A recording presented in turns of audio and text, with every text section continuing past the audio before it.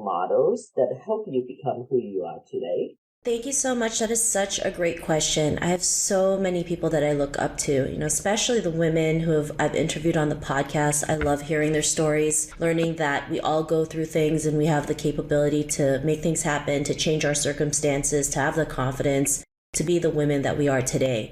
Also, my mother and my grandmothers are women that I look up to. When we moved to Canada, my mom didn't know how to cook, right? She had to figure it out. She had to learn how to cook for her 3 children, moving to Canada, not knowing what to do, not knowing what was going on, because back then in the Philippines, we had someone who cooked for us, or my grandmother would cook for us. So she was able to learn how to cook. Now she's one of my most favorite cooks in the world. And also my grandmothers, they've been through so much. And being an Asian woman in that time is not always easy. There's so many rules you have to live by. You just do as you're told and never make any noise. And that was the life back then, right?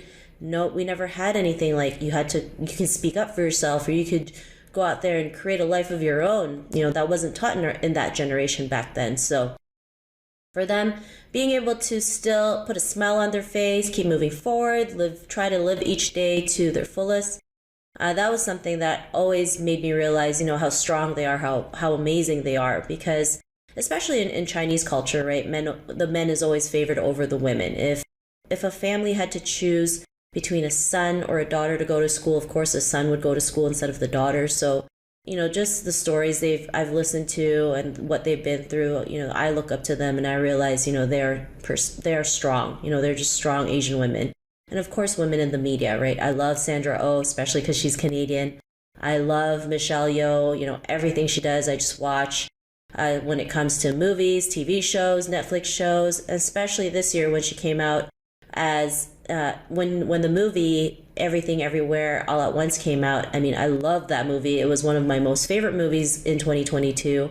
And also it's the first time where an immigrant Asian woman was seen as the heroine in the movie, which is very not typical, because we're usually, that ordinary immigrant Asian woman is usually in the background, right? She's your auntie shopping at the Chinese grocery store, minding her own business. She's really just in and out to get things done, right? But here today, for the first time, we're seen as the heroine. So I really loved that, and just being able to see such amazing characters. So I hope to see more of those. And yeah, those are some of the women that I've looked up to.